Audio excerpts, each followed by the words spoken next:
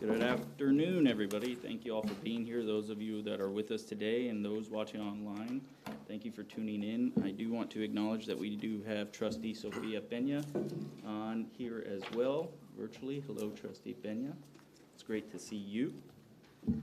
Thank you all for joining us for a regular meeting of the Board of Trustees. It is now 5:30, and I am going to call this meeting to order.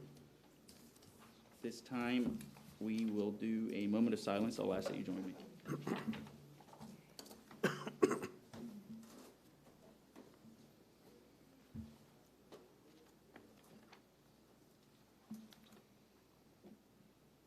Thank you. If you'll join me for the Pledge of Allegiance. I pledge allegiance to the flag of the United States of America and to the republic for which it stands, one nation, under God, indivisible, with liberty and justice for all. That was the fastest one that I've heard. Okay. Item number 4, public comments. We do have 4 speakers today. We're going to play a short video, and then we will call you up. Here are the public comment procedures. Number 1, individuals who wish to participate during the portion of the meeting designated for public comment shall sign up at McAllenisd.org at least 1 hour prior to the start of the scheduled meeting. Number 2, an individual's comments to the board shall not exceed 2 minutes per meeting. Number 3, the board shall not tolerate disruption of the meeting by members of the audience. Thank you. Información a personas para comentarios públicos. Número 1. Las personas que deseen participar durante la parte de la reunión designada por comentarios públicos deberán registrarse en McAllenisd.org al menos 1 hora antes del inicio de la reunión programada. Número 2. Los comentarios de un individuo a la Junta no excederán de 2 minutos por reunión. Y por último, número 3, la Junta no tolerará la perturbación de la reunión por parte de los miembros del público asistente. Gracias. All right. Our first speaker today is Mr. Herschel Patel. Welcome, Mr. Patel. I'm back. Good evening. My daughters are 5, 7, and 9. They love their school, they love their teachers, they love their bus driver, and they love morning dessert time. I'm going to start with a short list of what children are actually being served at our schools. Sweet blueberry muffins, sweet banana chocolate bars, Cocoa Puffs, Fruit Loops, Lucky Charms, and other sugar cereals. Sugary yogurts with sweet graham crackers, sweet cereal marshmallow bars, sweet buttery maple waffles, sugary smoothies with sweet graham crackers, pancake sausage bites, pancake and sausage on a stick, sugary fruit juices, high sugar flavored milk.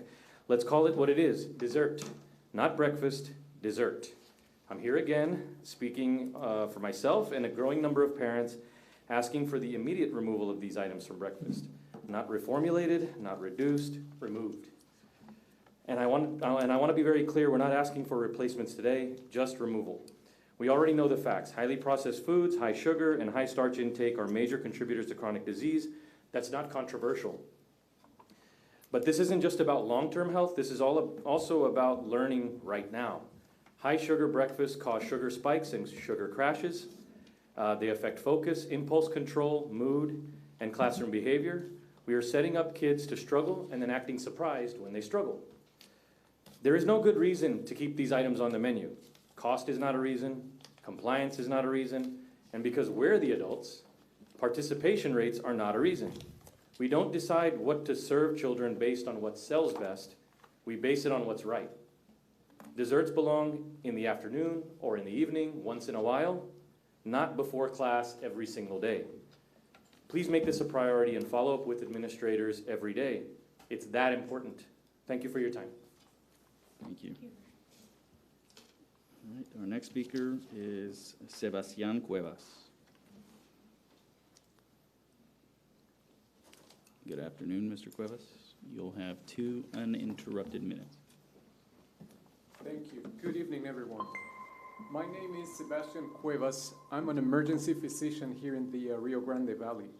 I'm also a parent of children in McAllen ISD, and I want to begin by saying, first of all, how grateful I am for this district and also for the dedicated educators and staff who work every day for our kids. I'm here tonight because I see a growing issue from two perspectives, both in the emergency department and also at home as a parent. The Rio Grande Valley consistently ranks among the highest regions in the nation for obesity and its consequences. Across Texas, more than 1 in 5 children ages 10 to 17 are classified as obese, a rate higher than the national average. And childhood obesity isn't just a statistic, it translates into real disease. I see children with type 2 diabetes, high blood pressure, asthma, joint pain, chronic constipation, and serious mental health challenges far earlier than anyone should. Many of these conditions are driven by factors we can influence. While families absolutely play a critical role, schools are powerful partners in shaping daily habits and long-term health. I would respectfully encourage this board to consider a motion to review and strengthen cafeteria offerings with the goal of reducing added sugars and highly processed foods and increasing whole, nutrient-dense options. Neighboring districts such as Brownsville ISD have already taken meaningful steps in this direction, showing that this kind of change is both feasible and sustainable. Therefore, I'm here not to criticize, but to help, to partner and to support solutions that give our kids not just longer lives, but also healthier ones. Let's do it together. Thank you. Thank you, Mr. Cuevas. Our next speaker is Liliana Rios. Good afternoon, Ms. Rios. Hi, I'm Liliana Rios. I'm a physician. I'm a nephrologist. I'm a kidney specialist. And I'm here because also I am a parent for McAllen ISD. My daughter goes to McAllen ISD. I've been in the Valley working for 11 years, almost 12, and as the time has gone by, something is getting my attention, and is that now we are diagnosing earlier and earlier things like fatty liver, for example. Fatty liver has become and is going to become a really emergency, and it's not only in obese kids, it's also in healthy sport kids. Like you will think they will be free from that, but they are not, and everything is based on the habits of what they eat or how they are eating. Everything is done at home, but they spend a lot of the time at school. So that's why we are trying to make this awareness and to see if we can change for high ultra processed food. I don't know if you are aware, but once you have fatty liver and if you don't change habits or the way you eat, 5 years later you have cirrhosis, 10 to 15 years later you have liver cancer. So I have seen people now that is 35 or 40 years old coming to me with diagnoses very, very young with liver cancer and colorectal cancer. They were mentioning about sausages and only 2 sticks of sausages a day, if you eat it, that increase 20% the risk of your kids having cancer when they're 20 or 40. So that's what we are facing. This is not far away. This is very happening now. It started happening, and you will see it increasing. So as a parent and as a doctor, I'm very, very worried, and we need to implement changes and need to start happening now. Thank you. Okay, our next speaker is Mr. Herschel Patel. I have you signed up twice. Okay, all right, all right. Thank you guys for signing up and for your comments. We will now move on to the consent agenda items, and unless there is an item a board member would like to pull out, I'll entertain a motion to take. Move to approve. Okay. Second. I have a motion by trustee Regalado and a second by trustee Haddad. All in favor? Aye. Any opposed? Aye. All right, motion passes 7-0. Okay, Mr. President, I move to reorganize the agenda. okay. I would like to bring up 3 items to the forefront in the following order. That would be 6C5, followed by 6A1, followed by 6C1. 6C1. Okay, I have a motion. Is there a second? Second. I have a motion by trustee Haddad and a second by trustee Kittleman. All in favor? Aye. Any opposed? Motion passes 7-0. We will now take up 6C5.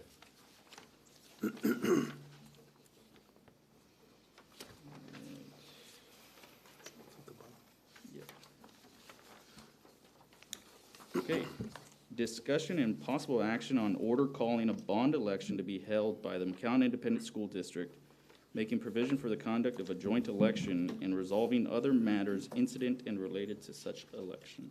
Dr. Gutierrez. Yes, Mr. President and Board of Trustees, administration is presenting an order calling a bond election to be held by the McAllen Independent School District. The proposed order provides for a joint election with other participating political subdivision and sets forth the necessary provisions for conducting the election in accordance with Texas law. Approval of this order will allow the district to proceed with the required steps to place the bond proposition before the voters. Administration is recommending action on this item. Okay, is there any discussion by the board? Sure. I would just like to make a comment. Well, first of all, I want to thank the administration, my fellow trustees, as well as the community.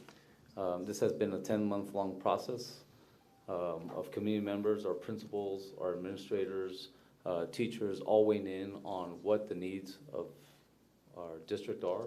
It has been close to 20 years, or a little over 20 years now, since we last issued a bond. We have significant needs across the campus. The work that has come to fruition, I think we're going to present to the voters $335 million to make investments at every single campus across the district. Very much needed maintenance, improvements to fine arts, cafeterias, roofs, HVACs, you name it. We're going to improve the learning environments for all our kids to ensure that we have equity across the district. So, Thank you. Was there any other discussion by the board? Yeah, I'd just like to take a moment of personal privilege and share appreciation for the folks in the room that have been with us on that journey to help inform this process. Schools are nothing more than a commitment of a community towards the future. And the people that I saw show up and participate and contribute to our decision-making is something that makes me proud. So thank you all for that. Thank you. Okay. No further discussion. I will ask for a motion. so moved. Okay. I have a motion by trustee Haddad. Second. Second. Trustee Kittleman. All in favor? Aye. Aye. Any opposed? Motion passes 7-0. All right, I want to take this moment to acknowledge any members that were part of the Facility Forecast Committee that we... 6-0. Motion passes 6-0. Okay. She's trying to log back in. Okay. Should we I didn't notice. wait for her to? Can we Completely y'all's decision. can we do a motion to reopen the vote, or how does We it can do a work? motion to reopen the vote down the road so that she can have her say so, but as of right now, it's a 6-0 vote in favor. Thank you. All What's right. Is there any members of our committee that are here tonight? If you're here, will you please stand up so we can acknowledge you guys? Thank you.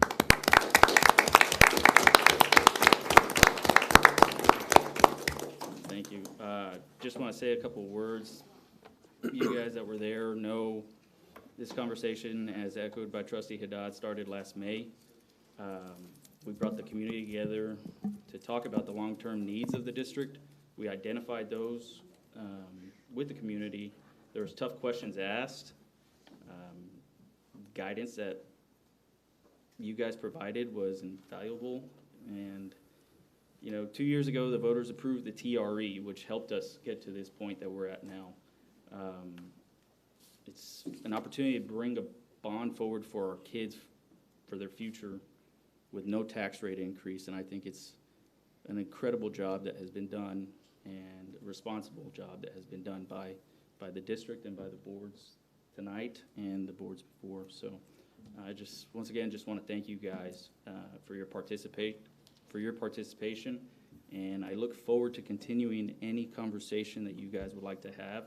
I say this every meeting, I'm going to say it again, the board is an open book. We have our phones available for every member of the community at all times, and we have our email, so please reach out. Thank you, guys. And we now have 6C. Well, I just wanted to thank some of our consultants that are here because they've been with us throughout the process. I would like to recognize Pfluger and Architects. If you can please stand, because you have been helping us, instrumental a part of this bond, along with our financial advisors, if they're here, from Estrada Hinojosa, if they could please stand. And also our bond legal counsel, Mr. Matt Lee, is also here.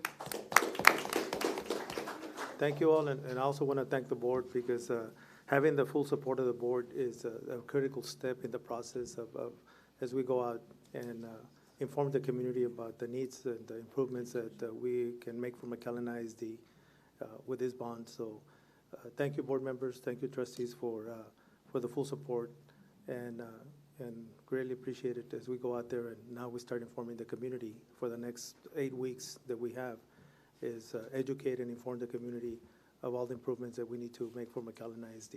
And so we got a lot of work ahead of us, but we're ready and we're prepared to educate and inform everyone as much as possible. Thank you. All right. Well, now we will move on to 6C5. No, 6C. 6A1. 6A1, sorry. All right. 6A.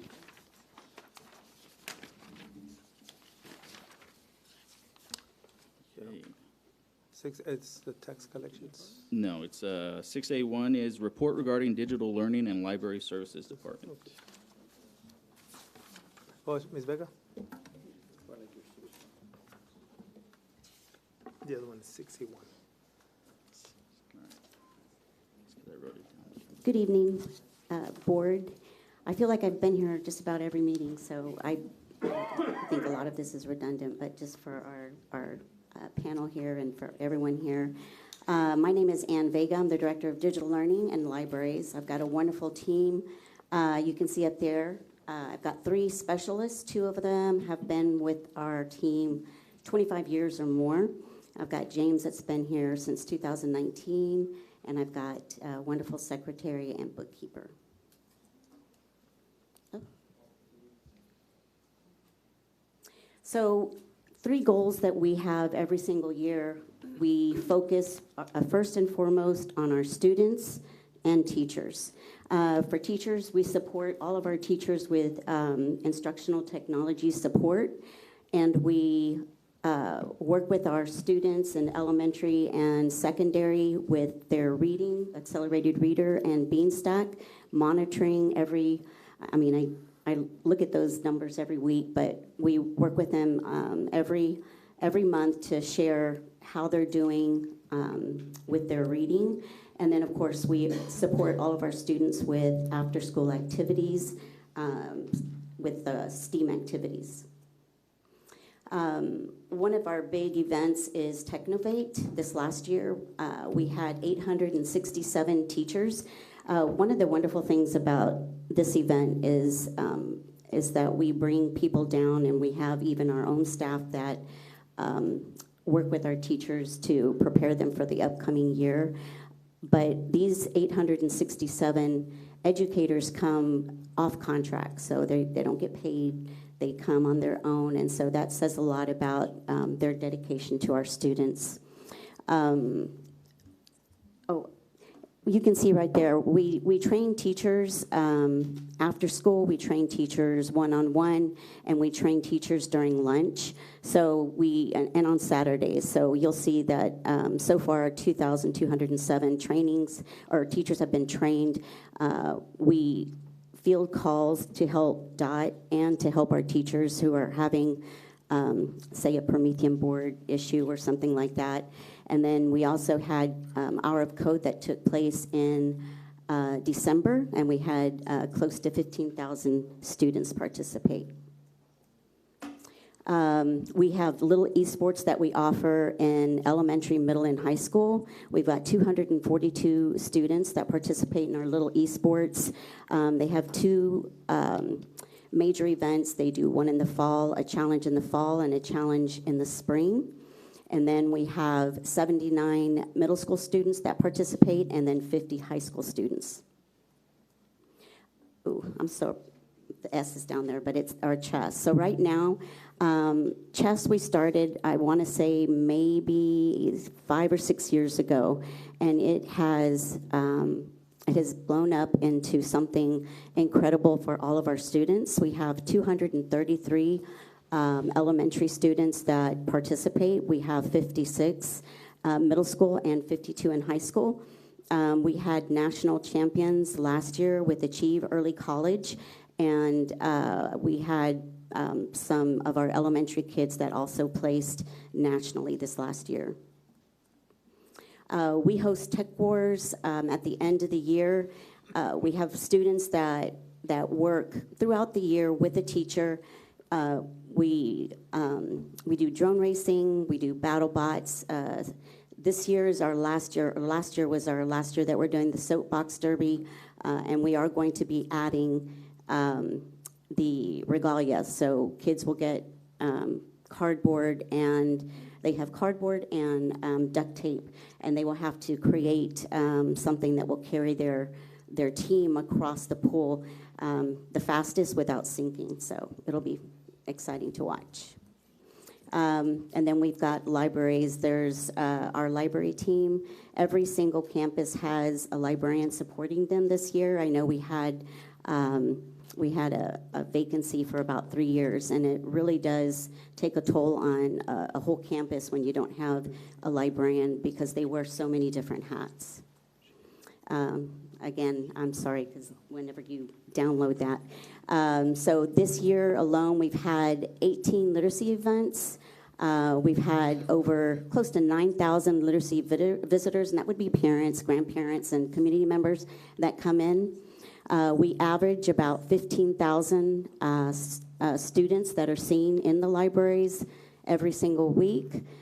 We've had about 160,000 books checked out to date, and this was back, I did this presentation, I updated in January, so those numbers have all increased. We probably have over 200,000 AR points to date, and probably close to 3 million words read by our middle school kiddos. We had District Battle of the Books that took place. This already took place, so in elementary, junior, they will be going to regionals, and our junior team was won by Wilson Elementary. Our elementary team is Gonzales Elementary. Our high school team is Lamar Academy, and our middle school was De Leon, which is first time, which is awesome. And that's it for me. Any questions? No? Ms. Vega, I just Yes, want sir. to thank you for everything that you and our librarians do. A lot of people don't know all the extra, I guess, not just curricular, but extra activities that you all do to help our students learn, to help our teachers navigate. And I just want to ask you one quick question. Absolutely. Given that all librarians do, Technovate and the Tech Wars and everything, where do you see librarians' role in the future with respect to AI and teaching our students? Well, I mean, one of the things that they've been charged with is in compliance, we have to do digital citizenship.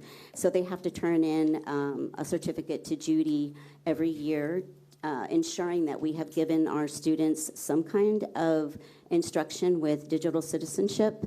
And part of that, of course, is AI. Will be, we do discuss AI.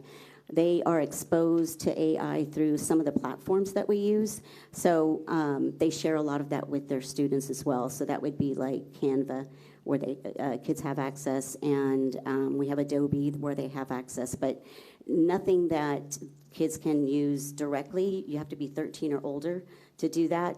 So anything like, what do we use? Yeah, Gemini. So that's only available for our older students. Yes. Thank you, I Yes. appreciate that. Thank you very much. I believe the next item that was pulled forward is 6C1. 61, yeah. Okay. 6C1, report regarding digital, oh, no, that's 6C1, report regarding delinquent tax collections for the period of October 1st, 2025 to December 31st, 2025. Dr. Ms. Kelly Salazar from the firm of Lineberger, Gogan, Blair, and Sampson will present the delinquent tax collections report from October 1st, 2025 through December 31st of 2025. And this item is for information purposes only. Ms. Salazar? Thank you, Dr. Gutierrez, President Rivera, and honorable members of the board. Our delinquent tax collection program on behalf of McAllen ISD focuses on two basic premises. First is to collect from the individual taxpayer first, and secondly, use the tool of litigation only as a final option to collect. During this quarter, we initiated 2 mailings, mailing over 3,200 statements to delinquent taxpayers within the district. We made or received over 1,300 phone calls.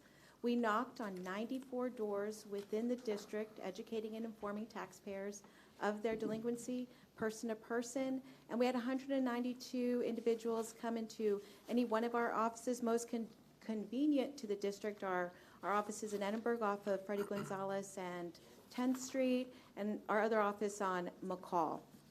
We also have an additional new feature in our reports is digital outreach. We initiated over 1,300 text messaging to delinquent taxpayers within the district, and we find it's an easier tool, especially for the younger folks, to click on it, and there's access to resolve their delinquency or make a payment through that digital outreach. Regarding litigation, we have filed 42 lawsuits, disposed of 23, and we currently have 279 cases in litigation representing over $1.6 million owed in base, penalty, and interest. On the next slide, you'll see our summary of our tax sales and resales. We regularly conduct tax sales and resales on properties with little to no effort to pay. During this period, we placed 4 properties for sale, and all of them paid in full prior to the tax sale, so we're able to pull those properties from the sale. Regarding our collection highlights, you'll see our collections are up compared to last second quarter last year. We collected over $309,000 in base taxes, over $316 that we collected that was used to fund appraisal district refunds, and over $163,000 in penalty and interest, for total collections this reporting period of over $789,000. Looking forward, we will continue with our regular litigation activities, as well as monitoring and advocating for the district on those accounts that are delinquent, that are in the bankruptcy filing courts, and continue with all of our outreach programs to best represent the district. I'd be happy to answer any questions that you might have. All right. Any questions? All right. Thank you. Have a good evening. Thank you. Thank you. Okay, we will go back to the regularly planned 6A2. 6A2. All right. Discussion and possible action on approval of Memorandum of Understanding number 2026-198, College Preparatory Math and English. Dr. Gutierrez. Yes, the Memorandum of Understanding establishes the terms and conditions for the use and implementation of college preparatory mathematics and English language arts instructional materials and related services for the 25-26 school year. Dr. Rosalba de Hoyos, our Associate Superintendent for Instructional Services, is available to answer any questions if needed, and administration is recommending action on this item. Is there any discussion from the board? Move to approve the MOU. Second. I have a motion by trustee Haddad and a second by trustee De La Garza Lopez. All in favor? Aye. Any opposed? Motion passes 6-0.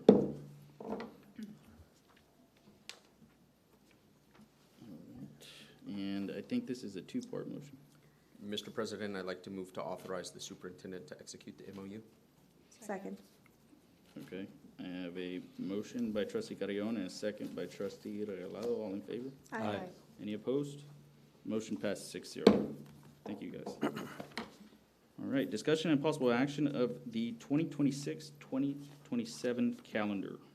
Dr. Gutierrez. Yes, tonight we bring the results and the selection of the 26-27 school calendar for approval. Dr. Rosalba de Hoyos, our Associate Superintendent for Instructional Services, and Mrs. Jeanette Nino, Associate Superintendent for Instructional Leadership, will have more information. We are recommending action on this item. Thank you, Dr. Gutierrez and Board. Here we have our calendar for 26-27, and what leads us to really work on the calendar is local goals and guidelines, as well as state laws and their guidelines. The calendar committee was composed of all campus representatives and also district representatives. Here we have the list. Also, Ms. Jeanette Nino and myself, we were in every of the meetings, and we had, like I said, representatives from all campuses and some from the district. We had principals, teachers, librarians, and other campus staff, and as well as our transportation director, athletics director, fine arts director, and our executive director for special education. What we always look at when we're drafting calendars is several things, such as adjusting the school start date. According to Texas Education Code, a school district may not begin instruction before the fourth Monday in August, unless the school district operates a 11th month calendar, that's from August to June, or is a district of innovation. 2, the teacher contracts. So a contract between a school district and an educator must be for a minimum of 10 months service, and an educator employed under a 10-month contract must provide a minimum of 187 days of service. Also, we must abide by the holiday requirement.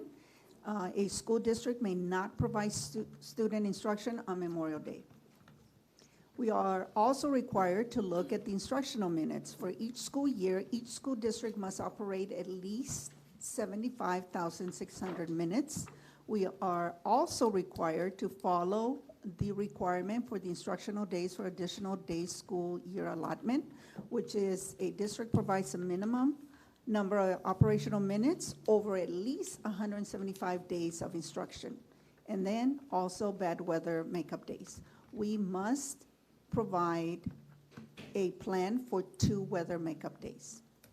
So with that in mind, the committee drafted 4 drafts, calendar draft A, B, C, and D, and we set the voting window from January 16th to January 30th, and the voting was available via an online Google form for staff and through Skyward for families. Each family student ID could vote only once. In addition, we also had paper ballots where they were available at all the campuses and all the district divisions. Here we have the results for the online voting forum staff. We have, as you can see there, calendar A, 248 votes, calendar B, 799, calendar C, 229 votes, calendar D, 134, with a total of 1,410 votes from our staff. These are the results from the parents through, like I said, through Skyward, and they could each family ID could only vote once. Calendar A, 155 votes, calendar B, 418, calendar C, 233 votes, calendar D, 113 votes, a total of 919 votes. And then the paper ballots, this is a combination from parents and staff. We had 2 votes for calendar A, 13 for calendar B, 0 for calendar C, 1 vote for calendar D, a total of 16 paper ballots. This is the combined voting results. Calendar A with 405 total votes, calendar B with 1,230 votes, calendar C with 462 votes, calendar D 248 votes, a total of 2,345 votes. So calendar B was the one selected, And what's special about this calendar is that it includes more days for teachers to plan. Also, it allows that we could schedule Technovate within those professional learning days at the beginning of the school year. It also offers 3 weeks for winter break, and it also provides extra days at the start of the year to support students and families with beginning of the year preparations, such as elementary meet the teacher, pre-kinder, kinder camp, and also schedule pickups for secondary schools. And so with that, we ask that you approve the selection.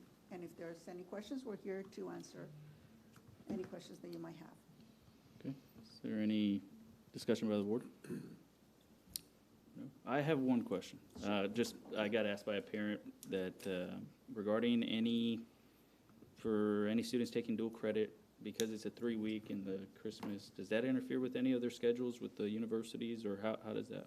Students will still attend the dual enrollment if they are part of a, let's say, Achieve, or they also work with the professors if the professors were to come to the high schools. And why do I say that is because most of our dual credit courses at the high school are taught by a McAllen ISD teacher. Okay. So there are some that, for example, at Achieve Early College High School, they are professors, but we always work with them. Okay. And they work with us. Thank you. Manny, if you're listening, you have your answer. I'm just kidding. They still have to submit the homework. Yeah. All right.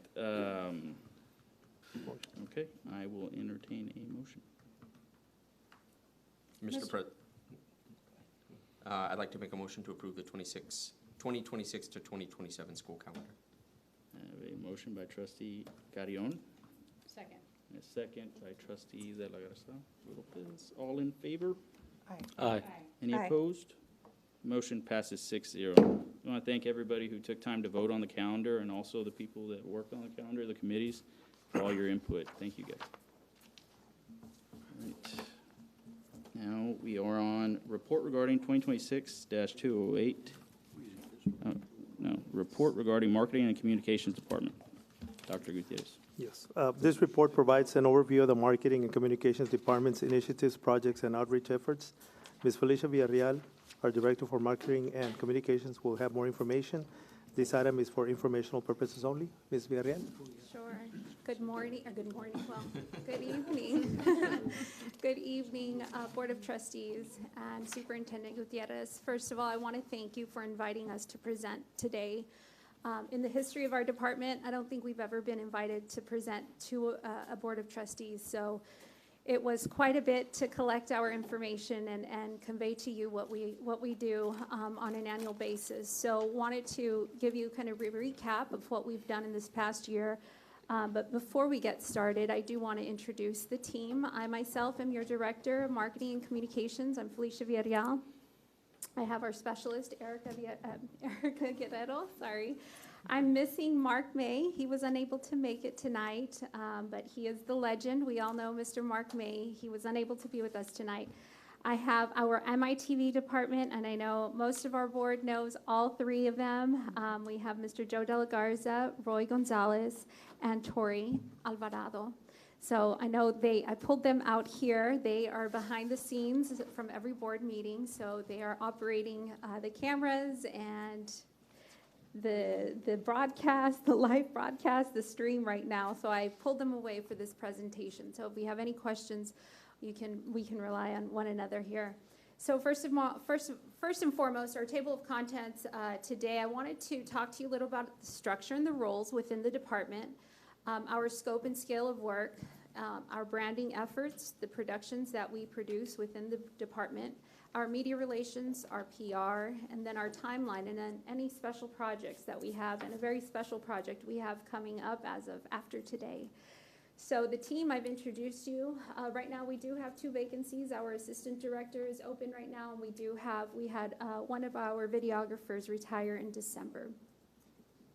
Our scope and scale, I've broken it out into 4 areas: our brand management, production, everything that our department produces, our media relations and what that entails, and our public relations, what all that entails within our community.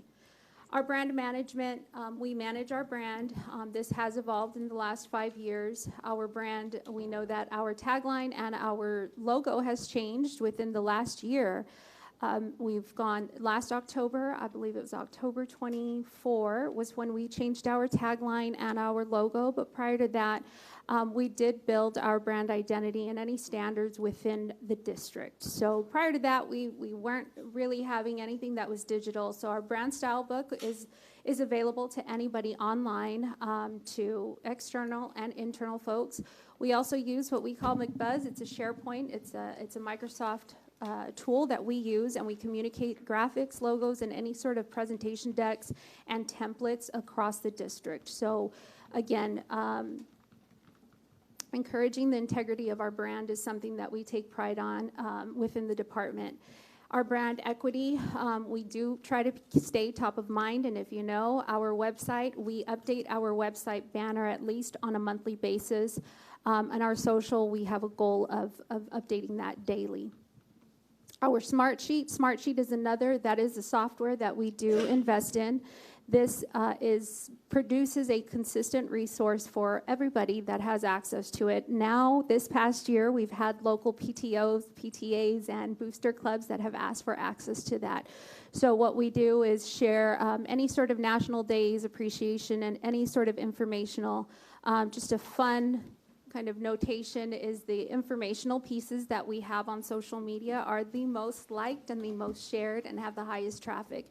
When I say informational, that means any sort of weather alert, any sort of early release, that early release message, that one gets shared. We are able to track it and see the analytics on the backside. So what we've done is try to, again, keep the equity and the identity of our brand as consistent as possible. So with that said, we've created this software tool and have it accessible to everybody across the board.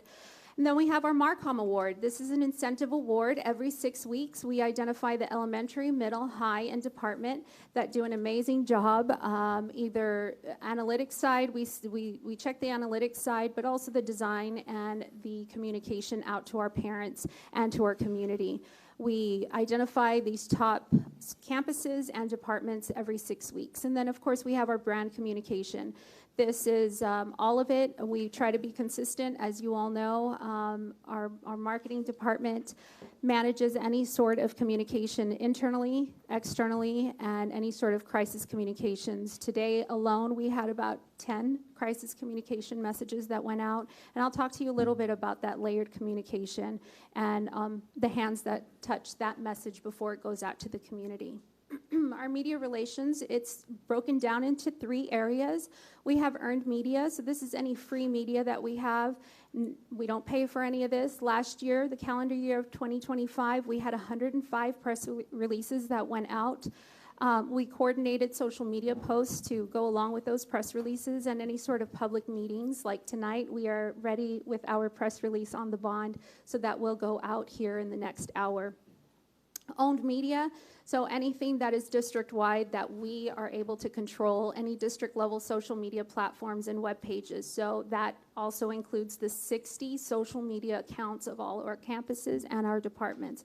While we are not managing it on a daily basis, we are keeping an eye, and we also produce those resources available. So any of the campuses that are putting out any of the communications regarding National Day of XYZ, it's all consistent and looks the same. And again, it's keeping the integrity of our brand. And then, of course, our paid media. I had it linked, but I know with respect to our time, if you didn't see it, get onto our social media. We did produce a commercial this past weekend, and it was our first paid media in quite some time.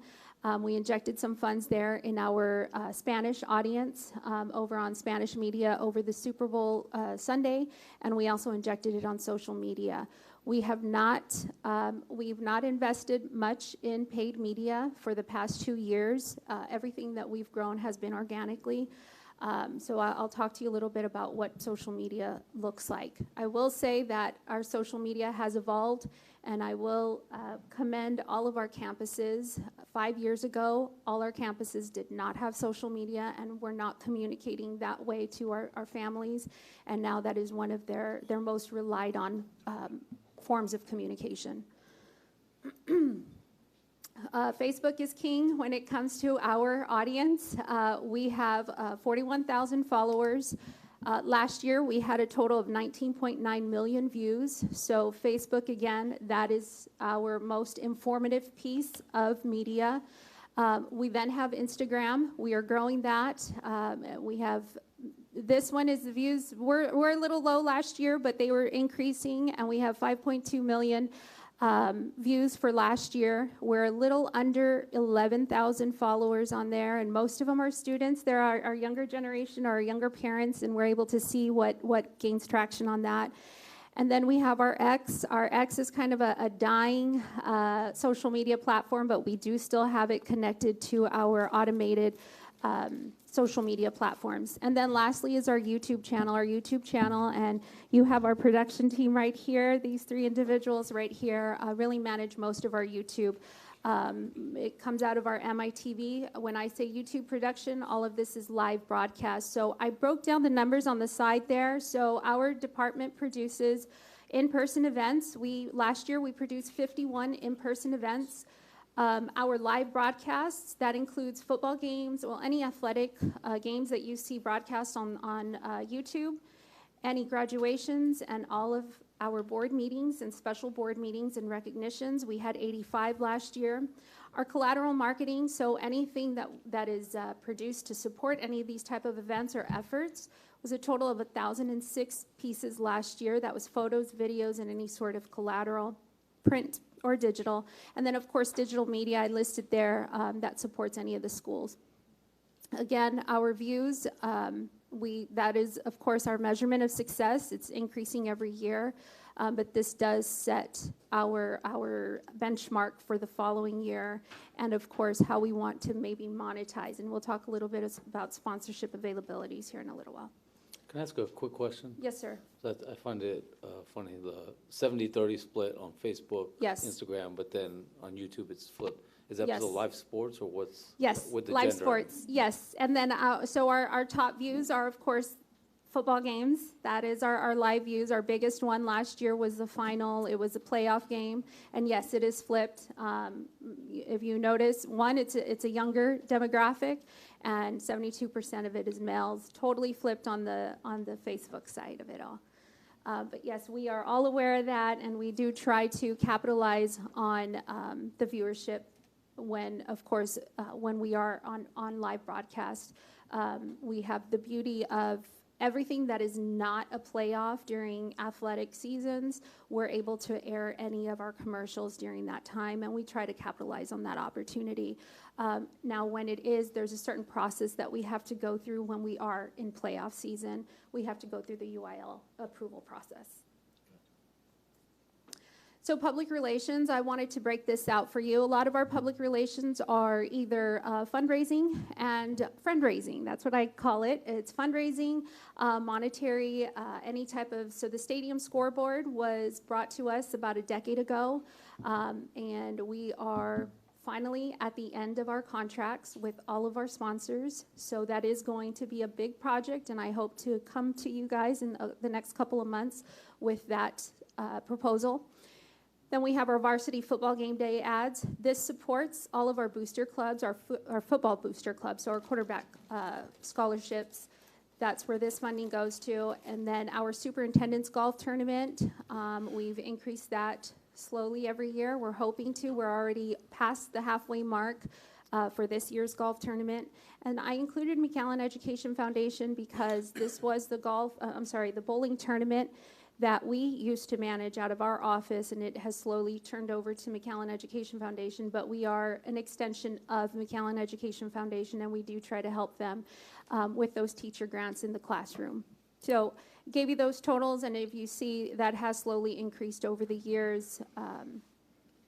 I've included also any sort of community outreach this past year. One of our largest on our social media platforms, one of our largest hits was the Kerrville project.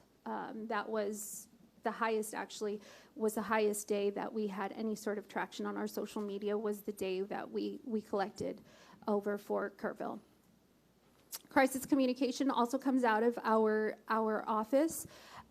Any sort of preparation on the back end, and then we have layered communication, so structured communication protocol for engaging any sort of external stakeholders, and those include yourselves, staff and parents, it's internal, and then any sort of media and community. That is the layer that we try to follow. That's the process we follow. And then, oh, I'm sorry about that, but it's incident command support. This is the support that we provide within the incident command center. Our department is vital when it comes to getting that information out. Last year we had the flooding. So, of course, we have that. We identify the key players if it's only one campus or if it's a region of the city. We identify who it is or if it's the district across the board. We have somebody that's memorializing it, communicating in sequential order, and creating and control the narrative. So between myself, Ms. Erica, and Mr. Mark May, we're in that incident command center when that is happening. And then, of course, memorializing it and debriefing on that, collecting the best practices, case studies, and any talking points. I myself do serve as the public information officer for the district, so any sort of communication that goes out and up to Region 1 comes through our office. Our campaign, I came on board as your director in October. My campaigns hopefully will start in July. I came in mid-year, but just wanted to share with you what's coming up here in this Q3 for us. So we are going to be identifying registration and tailored education as our topics to focus on. We have our middle school, high school, and elementary, and we will be identifying our academies and special programs. So academies being middle school, of course, your new STEM. Anything that's coming out that is unique to McAllen ISD, we will be identifying and creating these paid ads. We will be utilizing any of those times that, like I said, on YouTube, we create these ads so we can run on there, we can run on our social media, and then any sort of paid content. And then, of course, we end the year with accolades earned. So any sort of scholarship numbers, scholarship dollars, and any sort of CCMR supporting accolades. This is the time that we get out and promote toward the end of the year. Measurement and implementation, just so you know, we do measure it PR side, the enrollment side, social media side, positive promotion, and increased support. Some of these have just started to be tracked. I will say that we are looking to invest in a software that supports two main areas, one of them being the positive promotion. I do want to put a value behind that. And lastly is any sort of partners and sponsors that we have out there. Right now we are relying on our traditional Excel spreadsheets, and those have increased to a variety of versions all out there. So I am looking for a relationship management tool right now to support our efforts. We are serving as kind of a miniature development department within the marketing department right now. So special projects. So our special projects, our department has overseen quite a few special projects, but some higher pie in the sky type of projects are in 2015, we enhanced our department with that scoreboard.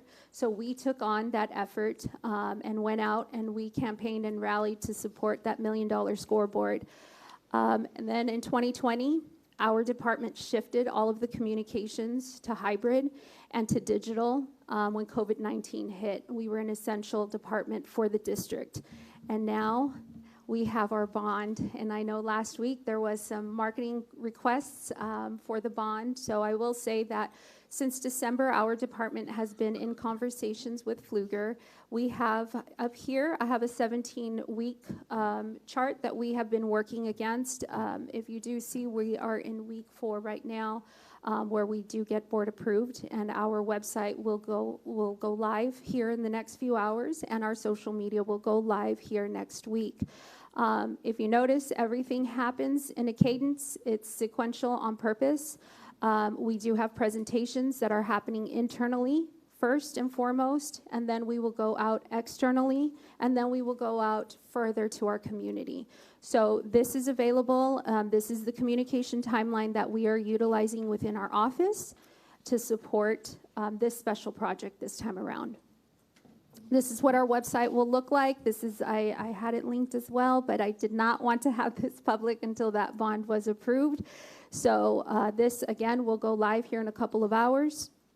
And we have collateral materials ready to go, that those will be turnkey. And we also have a presentation schedule that will support our campuses, our departments. So our campuses at the staff level, at your parent level, and your community level. Then we'll also have we have a schedule put together for any sort of community outreach type of efforts. We have 6 teams right now that have been identified who will be going out, but prior to that, we will be training all of our staff with talking points on our bond and the improvements that the bond will bring. That concludes my presentation. Any questions? I hope, did I stay within my 10 minutes? No, I'm sorry about that. Okay. It's good information. Thank you. Any questions? No questions, but Ms. Villarreal, I just want to thank you for the work that you have done since I have been back on the board. The marketing department has completely transformed for the better, and I'm so great that your team, I'm so happy for the team that you have and that you've put together and the work that y'all do. The comments that I get from our community about, information shared, it's just so valuable for parents, especially parents that are working all day and you forget, oh my gosh, is this Friday early release? What time does middle school get out? And you can look on one of the socials and find it right away. So thank you so much to you and your team, and we look forward to the next quarter, see what we do. Yeah, So thank you. Thank you. I'll say a few things. Yeah, just to echo Trustee De La Garza Lopez, but I think of you guys as magicians. And people who don't know, we spend a lot of time with you guys. And what I mean by magicians is just you're everywhere all at once. And I can't even believe your department is this small to capture everything. And even when I attend an event, even before I get in my car, there's like pictures posted already. And I'm just like, this is amazing. And I love the professionalism and the talent that you guys bring. So thank you for that. I think I know the answer to my own question, but why don't we do more paid media? So, because we've identified traditional media as, again, transitioning, right? 5 years ago, we were doing a very different media mix. Now it's more digital media, and measuring what that audience looks like.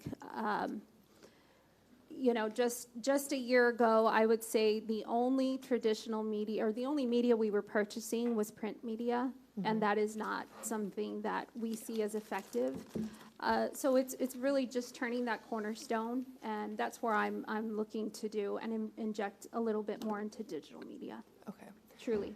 And then one more question is, do you guys, I saw a little bit of this in your presentation, but what's the collaboration like with student outreach, Lisa Cavasso's department? And you know what?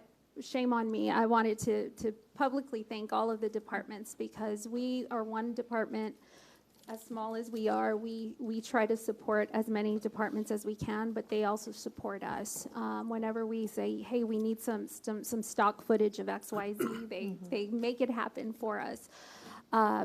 So we do collaborate closely with student outreach. We also collaborate closely with our human resources department. So those are two external facing departments. So a lot of them are internal facing, and we deal with directly with our associate superintendents. But with those two departments, it's more of community outreach, any type of opportunities that we have, boots on the ground, grassroots style. That's more of the efforts that we have currently with student outreach and human resources. Okay, got it.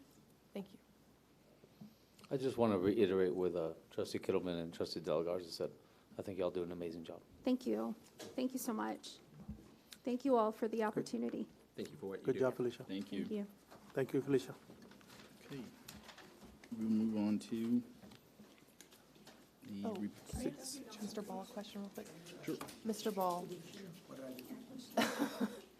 they just finalized the bond website. As trustees, are we allowed, like, what what's our role, and can we share the website? Yeah, we're gonna go over that Oh, okay. in a little bit with Mr. Madley. Okay. In, You can hold that close thought for just a moment. Got it, thanks. Okay, we will now move on to the apprenticeship program agreement. Yes, this agreement outlines the responsibilities of the district and the apprentice candidates. Dr. Canales, as well as Ms. Williams, will have more information on this and answer any questions, and this is for information purposes only. But Ms. Williams, go ahead. Thank you, Dr. Gutierrez and President Rivera and Board of Trustees. I am here to present to you tonight a report regarding our registered apprenticeship program. Here is our logo, our brand, AKA MAP, McAllen ISD Apprenticeship Program. This is the roadmap to success for our 29 apprentices currently.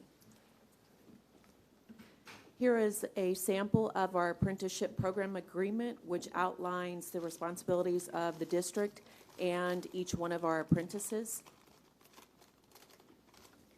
Here is our amazing signing that took place last Thursday at our kickoff for our 29 apprentices.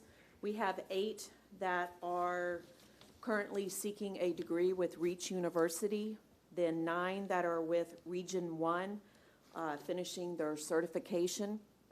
Then we have 7 that we are currently enrolling in 240, which is an online educator preparation program to complete their certification. 1 that is with or enrolling with ACT RGV, 1 that just needs their test preparation, so we're encouraging her to finish with UTRGV, and then 3 apprentices that we are hoping to enroll with WGU, Western Governors University, in order to complete their Masters of Art and Teaching and get their certification. So we're very pleased and happy with all of our 28 that showed up last Thursday, and what a way to commemorate this amazing opportunity for each one of them. So our next steps, we did hold a Q&A session Friday, January 30th, 2026. Then our amazing kickoff last Thursday, where we had Edwell, our partners.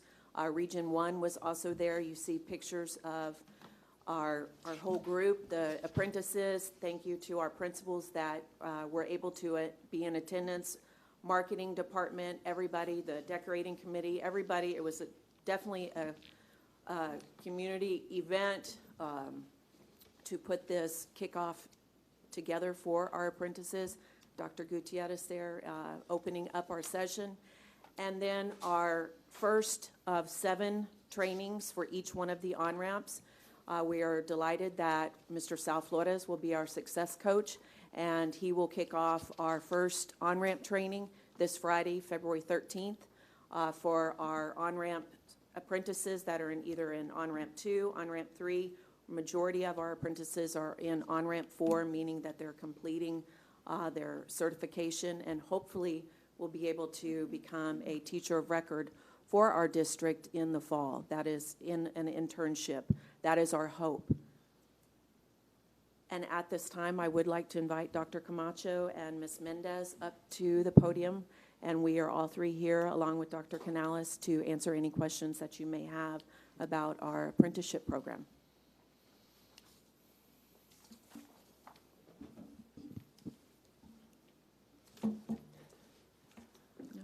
No questions. Yeah, I would just want to say I appreciate Dr. Canales, Ms. Williams, the entire HR team. My understanding is this all came together relatively quickly and involves working across multiple institutions in service of growing our teacher workforce in McAllen ISD. That's always a good thing, but I think the thing that's so important about this is McAllen ISD is 6 months ahead of a major sea change in teacher preparation in the state of Texas, where the 2025 legislature is now going to fund innovative teacher pipelines of this nature. And the fact that we're able to do it now at relatively low to no cost to the district in a way that reduces the cost to certification for people that are already working in our schools with our kids, that 6 months head start, I think, is going to make a very big difference for us being able to fully generate the benefit of this $450 million investment across the state of Texas for our district and our kids. So thank you all for moving so quickly on that and breaking through walls to make it happen. Thank you, sir. And we, actually what takes anywhere from 6 months to a year, we did it in 46 months, or 46 months, sorry, 46 days. That's right. So it is an amazing opportunity. Again, blessed to be able to work side Dr. C and Dr. Camacho and Ms. Mendez on this groundbreaking accomplishment for our 29 apprentices. And with the LASO 4, we did just receive last week that we are getting our allotments. So now it's putting these 29 into a spreadsheet and figure out how the financial means will be coming back to the district return on investment once August rolls around and the enrollment does, or the allotment does kick in. And like you said, we are grateful to Edwell to be able to help us jumpstart this whole program. So. There is no cost to none of the applicants, right? They're all our employees. They are working on their degree or working on their certification while they work with us, while they're getting their hours and classes paid for by this grant. Correct. And so they're on scholarship and working with us, and eventually we'll help them fulfill their dream of getting their bachelor's degree and getting certified in teaching and having them in our classrooms as teachers one day. So thank you for doing this, Dr. Canales, Ms. Williams, Ms. Mendez, Dr. Camacho. It's about growing our own employees and making them better and for them to be better off with us, and we're giving them those opportunities. So thank you for taking good care of our employees. Thank you. Thank you. Thank you. Well done. Thank you. Good job. Okay, we will now have a report regarding the monthly financial and quarterly investments. Ms. Lorena Garcia, our Deputy Superintendent for Business and Operations, will report on the taxes collected by the Hidalgo County Tax Office on behalf of McAllen ISD for the quarter of October through December. I think it's the next one. The month. We already covered that. C2. C2. Next page. Didn't we do that? It's the quarterly investments. I'm sorry, Dr. G, I confused. That one all right? Okay. All right. It's Tuesday. It's Tuesday. So this is for the quarter from October through December, and this is for information purposes only, and I'll turn it over to Ms. Garcia. Go ahead, Ms. Garcia. Yes, sir. Let me just get it back on the screen because it went off.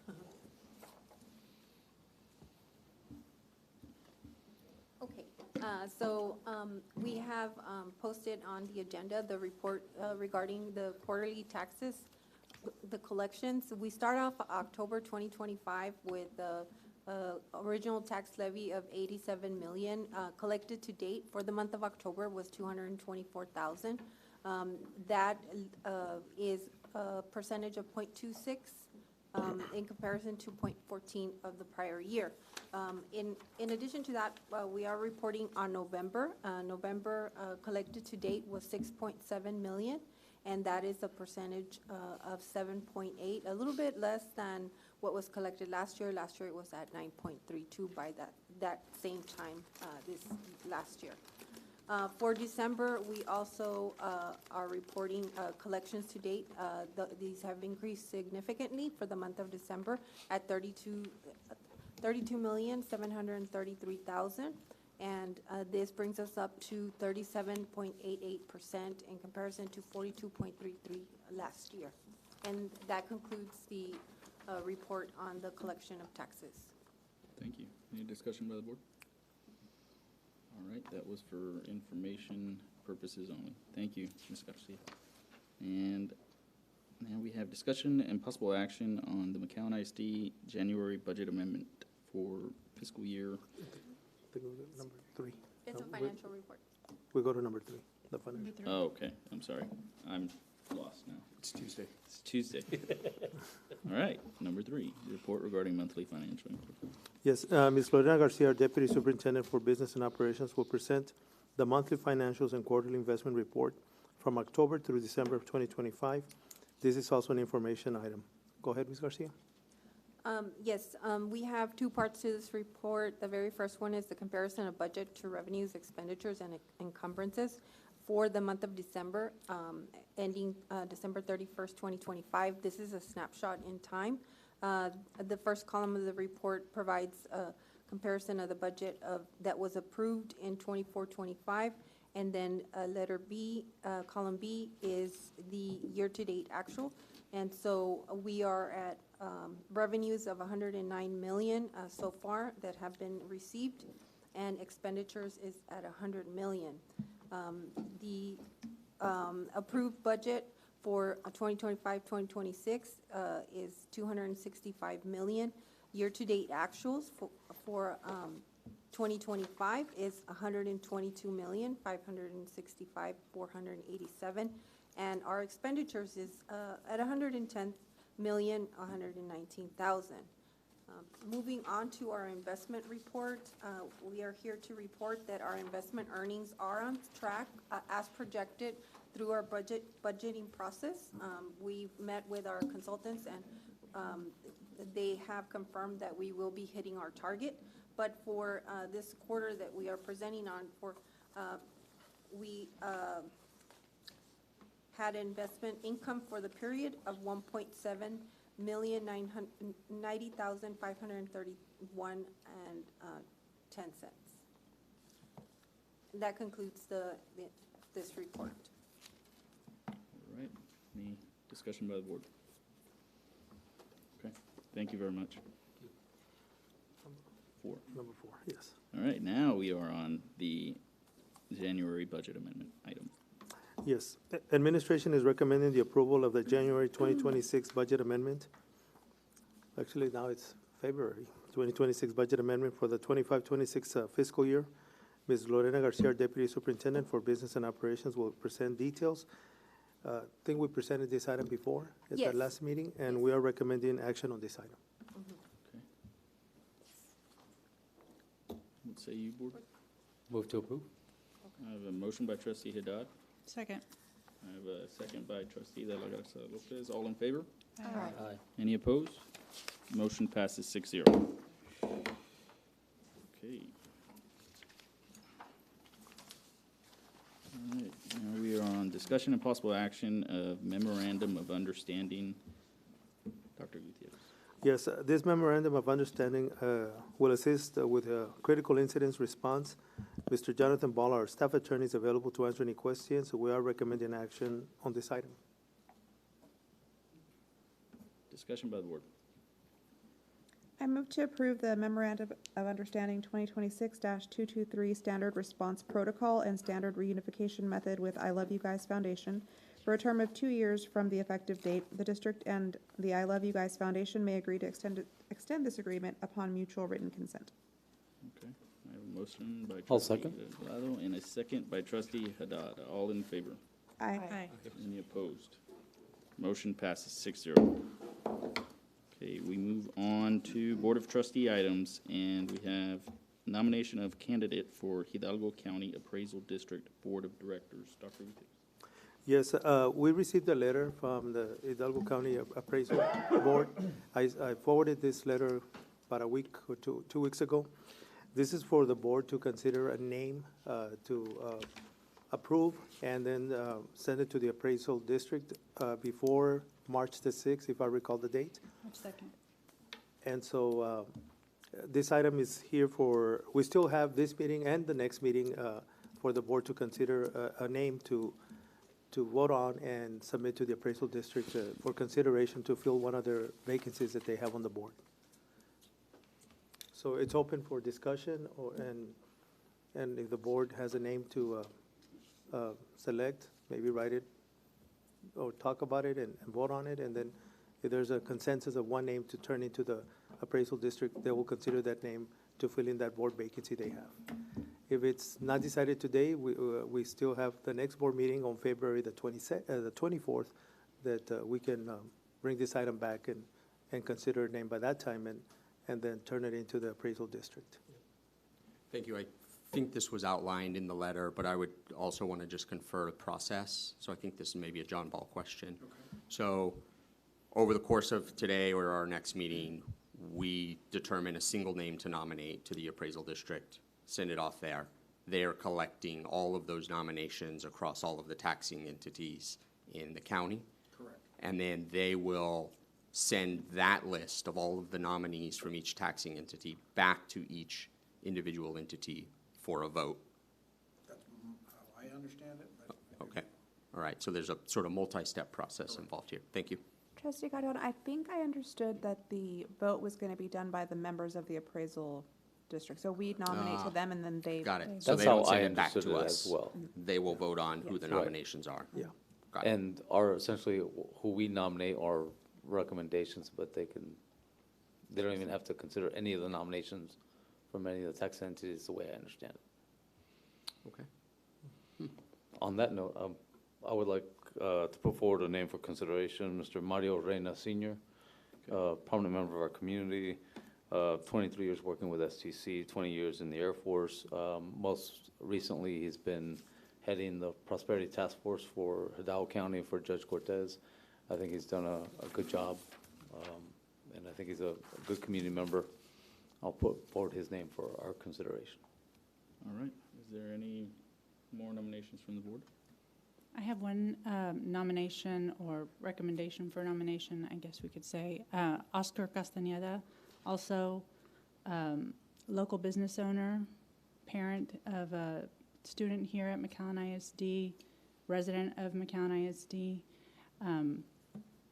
Very, very well respected amongst the business community, amongst the financial institutions and hospitals. All right. Thank you. Any other nominations from the board? Okay. I do have a question for Mr. Ball. Is there a way that, that we can jot down a vote and then have trustee Dr. Kittleman read out the tally for whoever wins the nomination? I see no reason you can't do it by ballot, but if you guys want to do it in an open, it's really however you guys want to do it. Okay. But we don't have to do it today, right? Oh, no? Okay. Right? Well, then I mean, we we can, still No, it Yeah, doesn't have to we be can today. do it It's next- something y'all March can. 10th, right? okay. March, I think the letter February said March 24th. 2nd. All right. I think Oh, okay. but February 24th, our next board meeting, and next then you meeting. can vote on it. What we can do is, we can, if these are the only two names, then we can put it in a ballot, type it up, put it in a ballot, and bring you that ballot for each one of you board members to vote on it. And then trustee Kittleman can read the results after that. All right. Well, then I am good Mr. with President, that. I'd like to make a motion to table item 61 One. until our next regularly scheduled board meeting. Okay. Thank you. I'll second. I have a motion to table by trustee Carriona and a second by trustee Haddad. All in favor? Aye. Any opposed? Motion passes 6-0. We'll take this up at our next. So I was just gonna ask Mr. Ball, then I'll bring in we bring in those two names in a ballot for the board to consider at the next meeting? Sure, if that's how they'd like to do it, you can do it that way. Obviously, if another name comes up and somebody wants to put forward another name, then they would still be allowed to. But at this time, those are the two names that we have. We'll put them in a ballot form. Thank you. Thank you, guys. Okay. Okay, and we move on to the next item, which is approval of the Board of Education meeting minutes for the board meeting both board meetings on the 29th of January of this year. Motion to approve? I'll move to approve. All right. Second. I have a motion by trustee Haddad and a second by trustee Kittleman. All in favor? Aye. Any opposed? Motion passes 6-0. All right, at this time, we are going to recess to closed session.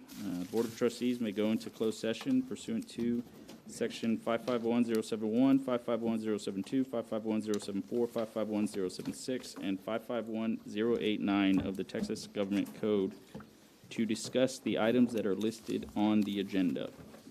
It is 6:49, and we are in executive session.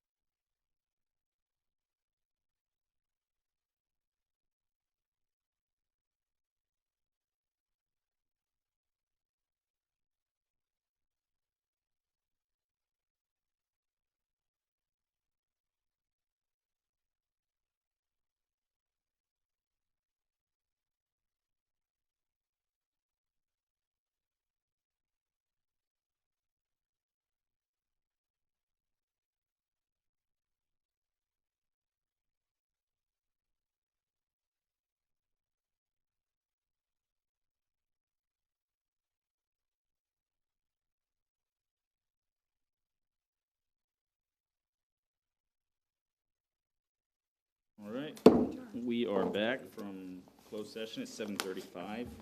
We'll take action at this time on those items. Item 9A, discussion and possible action on human resources recommendations for school year 25-26. Human Resources submitted a list of recommendations for the 25-26 school year under a separate cover for discussion during closed session. We need action on this item. Move to approve. I have a motion by trustee Regalado, second by trustee De La Garza Lopez. All in favor? Aye. Any opposed? Motion passes 6-0. 9B, discussion of human resources, resignations, and retirees. Yes, Human Resources submitted a list of resignations and retirees for the 25-26 school year under a separate cover for discussion during closed session. Okay, all right, and there was nothing else on the following items, so. Item 10, scheduled meetings. We will have a budget workshop coming up in a week on the 17th at 5:30 here in the boardroom. And then a week after that, February 24th, we will have a regular board meeting. At this time, I'll entertain a motion to adjourn. So moved. A motion and a second. All in favor? Aye. Any opposed? Motion passes 6-0. We are adjourned at 7:36. Thank you, guys. Good night.